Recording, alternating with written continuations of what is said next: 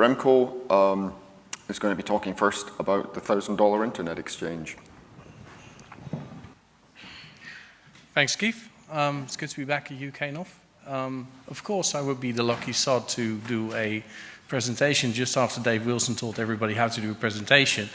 So there's going to be plenty of mistakes in this, I'm sure. And Dave, I'm expecting a full written report from you of all the stuff I've done wrong afterwards. So yes, $1,000 internet exchange. So Dave just told me that this needs a story. So I'll start off with a story. So this really started with this wasn't quite somebody's wrong on the internet. This was somebody's wrong about the internet. And that was something that happened to me in April of this year when I was attending a conference somewhere in the Middle East. And I started hearing all these stories about people setting up internet exchanges everywhere. And they were carrying hundreds of thousands of dollars of equipment into the jungle or desert or whatever, only to find out that once there, they couldn't even switch on the equipment because they didn't have the power. And that was all supposed to be an internet exchange that got massive funding from some, I don't know, government or not-for-profit NGO, what have you. And I got so upset about people spending that kind of money and wasting it. Me being Dutch, I of course care a great amount about wasting money, especially my own. I figured, how much do you really need to spend on setting up an internet exchange? And that's where this came from. I said, I bet I can do this for about $1,000. And so I decided to see if I could validate that. And that's what this is about. So, warning, as with any presentation about the internet exchanges, sorry Nick, this contains up and to the right charts. They're also about traffic, but they're not quite like the up and to the right charts of traffic you normally see. Before I start, a couple of things about this presentation. This talk is about setting up not-for-profit, locally run, community-owned internet exchanges. Anything I say does not necessarily apply to a scenario that's different from that one. I'm not trying to push any vendor in particular, also because I don't work for any vendor. I'm just giving a bunch of examples that are in the presentation. Actually, some of the equipment I've highlighted in the presentation, if you download it, you click on the link, it actually opens up straight into Amazon. You can click order now and get shipped to your door. There's a huge difference between setting up a new internet exchange and just launching some new branch or a satellite of an existing exchange. So none of that would apply either. Though there is a big question that if you're a big exchange or you're launching a satellite, having an answer to why this doesn't apply to you might be useful. And your mileage may vary. Local regulations on telecoms can have a huge impact, not as much here in Europe as in Asia where I was last week. But still, that counts for a lot. So a bit of my background. Back in 2001, I set up my first internet exchange. And I bought 2 switches. And they were really big, about half a rack. They got 16 1 gig ports and 48 1000 meg ports, 4 1 kilowatt power supplies, and a $100,000 price tag. And I spent a lot of time trying to convince people to come to my particular neck of the woods and connect to the exchange.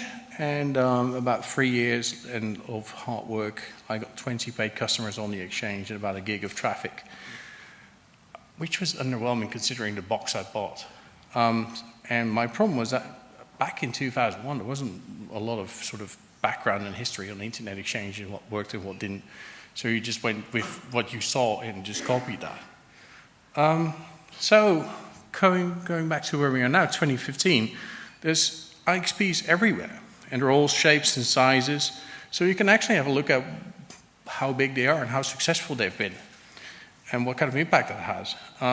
What's also changed from 2001 is that in order to forward 20 gigs of traffic, you no longer need half a rack. You can actually use simple stackable boxes. And there's now plenty of opportunity to learn from other people's mistakes. which is, I think, what Keith is going to talk about next. So, things that you need to do if you're starting up an IXP. First of all, you need to do market research.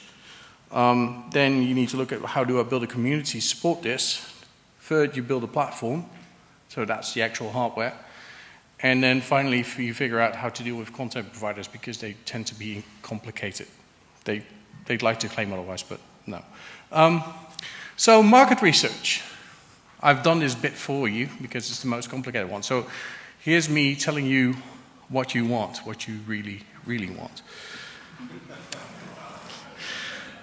So with many thanks to EuroIX, they collect data from internet exchanges all over the world. They're all traffic statistics. I've got data from July 2015, so it's pretty fresh. I admitted all the IXPs that couldn't submit any traffic, either because they were dead or unwilling or whatever. Bijal can fill you in on why, mostly. And my big question was, how much traffic should I expect as a starting IXP? How much should I design for? What should I get? And so this is the data. You're not supposed to be able to read everything on the bottom. This is 150 plus data points, so not even all the names are on there. Of course, DKIX is on the far right-hand side. One important thing to mark out here is that this is actually a logarithmic scale. Because if I didn't do a logarithmic scale, then just the whole graph would be warped and there would be just like 3 or 4 peaks and that would be the entire graph. So this is interesting. So this is all the traffic from all the exchanges around the world. And if you look at what's really commoditized in terms of hardware, which is like 20 gigs of traffic, where does that sit? Well, actually, if you look at all the exchanges worldwide, 20 gigs of peak traffic gets you to the 54th percentile of all internet exchanges around the world, ranked for top peak traffic. And if you exclude all of these big, enormous European exchanges, that looks even different, that looks even worse, because then you get to the 69th percentile of all exchanges in the world having less than 20 gigs of peak traffic. And of course, since we're in Europe here, I also had a look at what is, so what if I just look at European exchanges. The graphs all look similar, but the scale is different. Still, in Europe, you're looking at the 40th percentile. So 40% of all internet exchanges in Europe are under 20 gigs of peak traffic. So even in Europe, what's your conclusion? So unless you have some really specific criteria for success, you're unlikely to hit 20 gigs of traffic in your startup exchange. You should really be looking at designing for 15 to 20 customers. And you're not going to get rich doing this. You have low revenue, if any. And yes, of course, there are exceptions, like FLIX, which I'm not going to be talking about, but there's people around here who would be glad to talk about FLIX, the Florida Internet Exchange, I'm sure. Marty's not in the room, I think. Oh, he just ran out. Oh, there you are. Hey, I couldn't see you back there. So, paradigm for new IXPs, if you do decide to build these things, is first, you should really get some volume. And you can get volume with pretty much anything. And then once you have the volume, then only then you need to start worrying about how do I scale this thing. And how about if you want to help people set up new internet exchanges? Well, the thing they shouldn't be looking for is big gear. I mean, what they really want is to build that community. You should sponsor meeting rooms and not big gear. You should facilitate the local communities. And you should give them your contacts if they don't have them. So, just briefly on building a community, I could literally spend days talking about how you build a community. Andy was up here this morning talking about IX Leads and how that happened. And it's really, the community bit is one of the core pieces. So instead of talking about this for a day, it is just 3 basic guidelines I've come up with, which is, first of all, is be inclusive, which is something that actually quite of the big exchanges that we have today got wrong in the beginning as well. There's been exchanges that were specifically set up to exclude the incumbent telco in a country, and then came back from that. There's been internet exchanges here in the UK who got set up and specifically excluded content providers from the exchange. You need to be very pragmatic as well. You need to see what the issue at hand is, and if there's, you need to be just pragmatic again. You have a problem you need to fix. You need to fix it in as simple, as straightforward way as possible, even if that doesn't make everybody happy. And thirdly, and this is the most complicated one, you should try to be neutral. And that's actually a lot more complicated than you think, because there's always ways of getting good deals out of something which will favor the one or the other in some way, shape, or form. And the trick is to try to stay away from them. Now we come to the hardware and the actual technical setup. The 4 S's of IXPs: switches, servers, software, and space. So this is a requirements list based on my my market research and some other looking around. So I need to be able to support 20 gigs of peak traffic, 8 gigs of average traffic, 20, 30 customer ports, 1 gig ports, multiple 1 gig ports, maybe the occasional 10 gig. And I need a portal, website, quarantine, VLAN, route server, ArtWatch, and last but not least, a central location with some decent connectivity options. And that last point is pretty relevant, because you need to realize that if people need to build out to a new facility in order just to connect to your exchange, that business case is going to look pretty bad. Because if they don't have customers or some kind of revenue riding on a business case, just a simple cost optimization will not get you paid on the local tail or whatever you're going to need to build that POP to connect to the exchange. So you can try doing a location where there's not a lot of networks. That's going to take you the best part of 5 years just to talk to people and convince them to spend money. So one thing I crossed out from this slide, which was originally there, and I had it in originally because, I mean, there's not a lot of traffic, right? So, I mean, people should be able to get by with 10 and 100 meg ports, but actually, there's a problem that creeps in, certainly if you're setting up exchanges right now, is that burst buffers and port speeds, you shouldn't be offering 10 or 100 meg ports anymore, because you're going to drop traffic. And the reason for that is switches are built for forwarding traffic and not for storing it. And if you have a traffic burst from somebody connected at a 10 gig port and it's aimed at somebody with a 10 meg port, that's going to blow up your buffers. And once the buffers are gone, you're going to drop traffic, which is bad. Same also goes for high port utilization, which is an age-old problem, of course. As a guideline, try to keep your port speed variance on your platform between, well, let's say 2 orders of magnitude. So if you have people connected to 1 gig, then nobody should have more than 100 gigs of connected capacity. So as people are phasing in multiple 100 gig links, you should really be looking at phasing out 1 gig ports for your exchanges, which is all completely irrelevant if you're still talking about 20 gigs of traffic, but there you go. So here you go, meat and potatoes. Switch options. I selected a couple of switches, and you can download the deck and have a look at them yourself. I started off with the switch that actually is in my basement, is connected to pieces of my house, which is a 24 port switch, and it costs a grand total of $347 US. And of course, that has limited capabilities in terms of ports and fiber and whatnot, but that's really all. And you can, of course, go, instead of a 24 port, you can go for a 48 port. You can go for a model that has actual 10 gig ports capabilities. Depending on what kind of setup you're looking for, you can also go for a switch that has a lot of fiber ports, because most of your community will be connecting in remotely.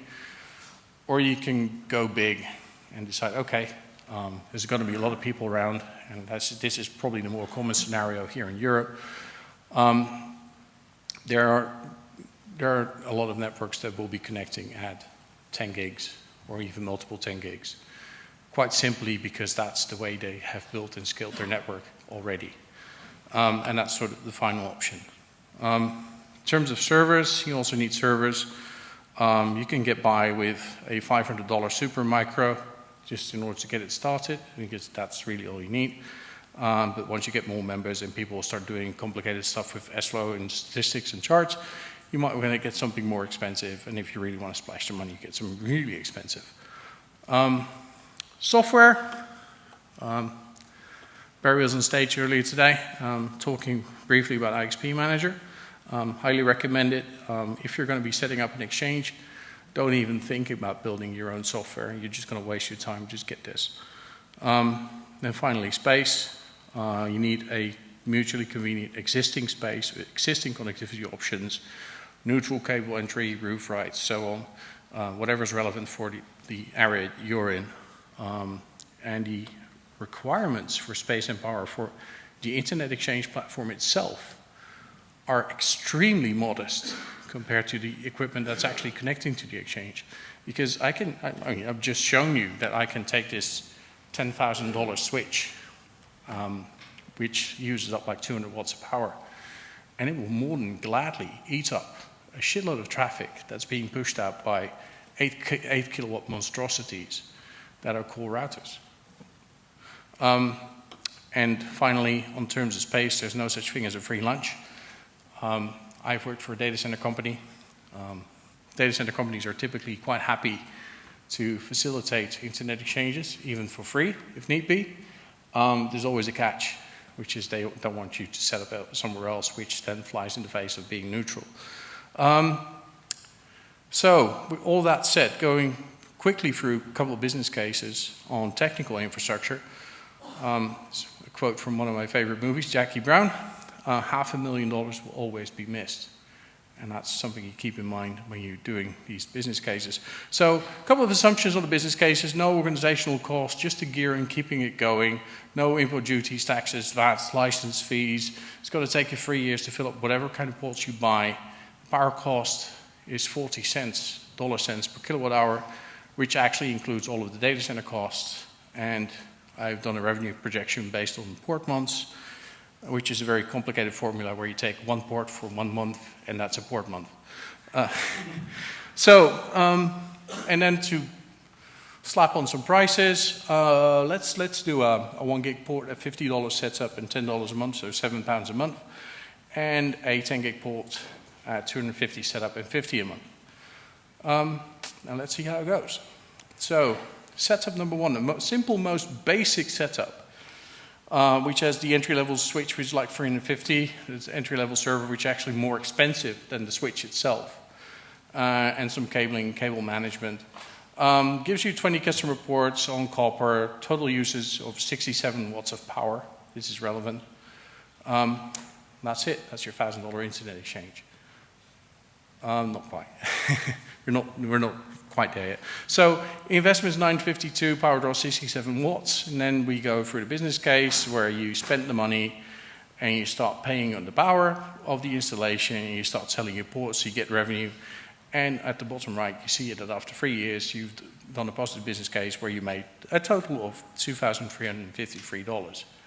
I told you, you're not going to get rich out of doing this. Second, so more complicated, bigger switch, 10 gig capabilities, an extra 2 watts of power, shockingly. That takes you to $3,000 in the plus after 3 years. Even bigger with fiber, you spend like $4,000. You get people with 10 gig ports. The total setup is 210 watts of power. That actually is a slightly less optimal business case than number 2. Still gets you to $2,600 in 3 years' time. And then finally setup number 4, which is the Pimp My Ride version, where you have a shitload of ports and you can pretty much do anything. Total setup is $21,000, which is, whatever, some number of pounds. 740 watts of power. And if you actually look at that business case, you'll still see you're doing pretty well. You're making 12,000 on your 21,000 investment. So here's one of the alternatives, dumpster diving, as my former colleague Raphael Ho called it. So I get everything for free. I found a brocade or whatever in a dumpster in the back of a data center, and some old servers. And I even recycled optics and cable management. Please never do that. But I mean, there you go. Everything for free, 4,500 watts of power, because these things tend to eat up a bit of power. So here's my dumpster diving exercise where I start making money, but I actually need to, buy some optics to keep it filled up. And I need to start paying an annual support and maintenance contract in order to keep my software up to date and get spares and so on. This looks pretty bad. I'm 90,000 down the hole in 3 years' time, so that's a failure. That's not good. In order to fix that, I actually need to change my port costs from 10 to 50 and from 50 to 200 a month. So my exchanges has become 4 or 5 times more expensive. And of course, the $100,000 switch setup, like I started back in 2001, if I did that and I had the whole thing configured, you get 2,250 watts of power. You end up spending like 110 grand in equipment, and you're 150,000 down the hole. So that's also not good. And the way to fix that is actually to make your exchange 6 times as expensive. Not very good. And now finally, the content side. This is what content providers will typically say to you, is build an exchange and we will come. Which is true, as long as it's free for them. And there is, of course, a value to getting content providers to your exchange. Yeah, it adds enormous value because it's so relevant for your community, but it comes at a price. So treat it as a completely separate business case. You have an internet exchange, and you have content providers coming to your internet exchange. And maybe even every separate content provider is a separate business case for you and your community. Some final remarks, just to finish this up. If you want to start an exchange, you don't need a huge budget. What you do need is a solid community. You shouldn't be afraid to upgrade, because if you need to upgrade, that's actually a sign of remarkable success. You should cherish it. You should have a big party around it. Disappointingly, just about everything else is more important than the IXP hardware itself. So basically, this entire talk has been completely irrelevant. And if you want resilience, just build more IXPs already. And with that, I thank you very much for your time. You want to have a question? We can have questions now, or see me after the session, and thank you, of course, to EuroIX and Bijal for providing me with the data. And that's it.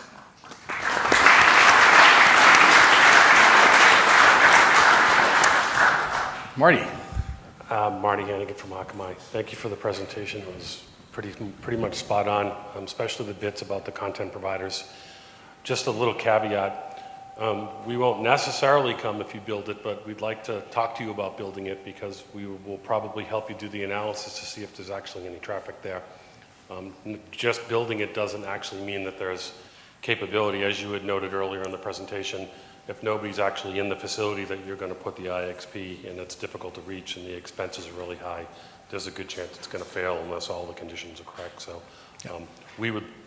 I work for Akamai, if I didn't mention that, and we would love to talk to anybody who wants to build an IXP about establishing some mutual benefits and working together. Thank you. All right, thanks, Marty. Hi, Dave Reeder. Hey, Dave. Interesting. And I speak as someone who's sort of done this, as a few people in the room will know. I think the really important thing I would stress is you don't do this because you want to make an IXP. No. You do this because there's a community there that needs it. The community is really important. And I ran this little exchange to fill a vacuum when people lost confidence in the incumbent in Manchester, and when Lynx got interested, Lynx launched IX Manchester, and what I was doing went away. But the problem you get to is, what is your time worth in this? Because the one thing I haven't seen you sort of touch on here is that, okay, the minute you start saying, I'm going to charge for this, you start needing to get contracts in place.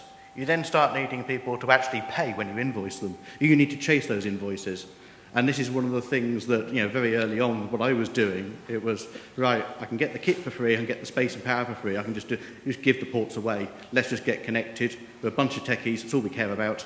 And I knew there were people there who there was no way they were going to get their organisation to sign a contract. And I think if you're setting up anything where money's involved, that community that you have to have a community where all those organisations in the community are really on board and want this, because you need them to sign that contract. And this is why, if you look at Manchester now with Lynx involvement, the people who there's no chance of getting them to sign a contract for a little independent internet exchange, most of them are already members of Lynx. It's a done deal.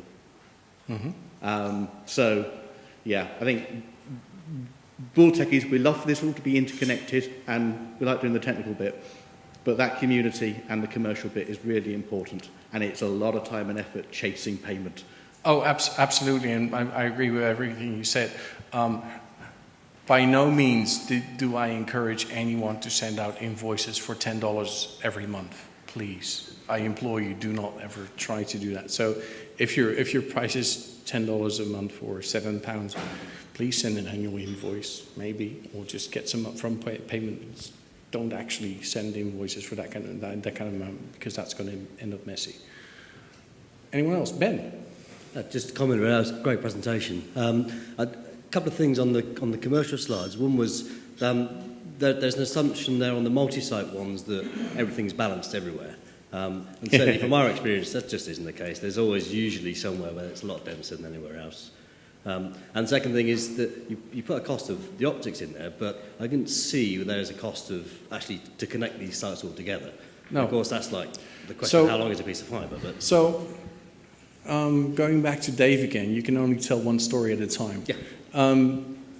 The other story I could have told today, and I might actually build a presentation about that, is sort of the workings and non-workings of multi-site exchanges. Because there's actually as you say, there are a couple of very interesting dynamics in how multi-site exchanges work. And actually it becomes very complicated, as you know, to maintain those monsters. And at some point you really get confused with what you really are as an internet exchange.